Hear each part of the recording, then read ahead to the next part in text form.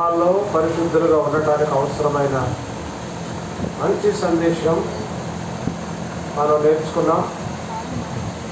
మిగిలిన జీవితంలో ప్రభు రానున్న రాకడ దినాల్లో ఉన్న మనం క్రీస్తు కొరకు సాక్షులంగా, అర్హమైన పాత్రలంగా భూలోకంలో జీవించి ఆయన నామాన్ని సేవించి ఆత్మలను సంపాదించి ప్రార్థన చేయకుండా వెళ్ళిపోతున్నారండి. ఇంకేం పొద్దుపోలేదు, కూర్చోండి.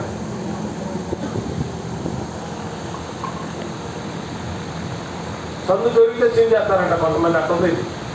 ఆఖరి ప్రార్థన చేయకుండానే లేచి వెళ్ళిపోతున్నారు.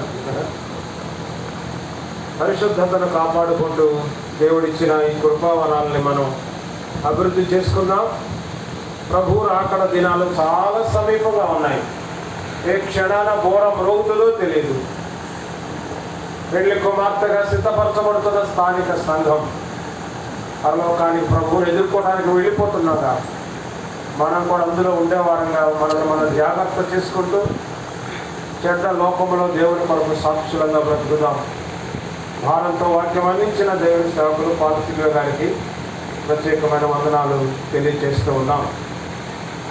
ఆ తర్వాత ఈ కూటం మరి ముగించబడుతుంది. రాత్రి 7:30 గంటలకు మరలా కూటం ప్రారంభం చేస్తాం.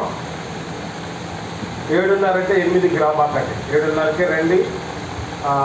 పాఠాలు చక్కగా నేర్చుకుందాం, కలిసి పాడదాం.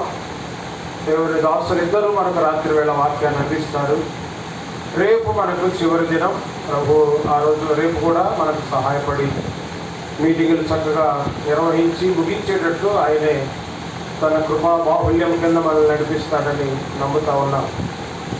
తర్వాత ఒక చిన్న ప్రకటన ఉంది, గమనించండి. మన ప్రియ సహోదరి ఇంటూరు సువార్తమ్మ వాళ్ళ నాన్నగారు తర్వాత తల్లి గారు బలహీనంగా ఉన్నారు, అనారోగ్య పరిస్థితుల్లో ఉన్నారు. మరి వారి కొరకు, వారి ఆరోగ్యాల కొరకై మనం తప్పనిసరిగా ప్రార్థన చేయవలసినటువంటి వారు. మరి వారి తల్లిగారు అయితే మరి చాలా ఇబ్బందిగా ఉంది. ఆమె కొరకు, ఆరోగ్యం కొరకు ప్రార్థన చేద్దాం. సాయంకాలం జరిగేటువంటి సువార్త కూటానికి కూడా మనం సిద్ధపడతాం. చిన్న ప్రార్థన చేద్దాం. ప్రార్థన అయిన తర్వాత వేరు గ్రామాల నుంచి వచ్చిన ఖచ్చితమైన దేవుని సేవకులు, ఆయా స్థలాల్లో నిలిచి పనిచేస్తున్న వారు మా స్థానిక సంఘ పెద్దలు మీరు కలుసుకొని మీరు వెళ్ళాలని ప్రేమతో మనం చేస్తున్నాం. అంటే రేపు రావద్దని కాదు మా ఉద్దేశం. ఈరోజు వచ్చినటువంటి వారు దేవుని సేవకులు మా స్థానిక సంఘ పెద్దలను కలుసుకొని తర్వాత మీరు సెలవు తీసుకోవచ్చు. రేపు ఉదయం కూడా మళ్ళీ రావచ్చు. దయగల తండ్రి, పరిశుద్ధుడు అయిన ప్రభువా, మీ ఘనమైన నామమునకు స్తోత్రములు.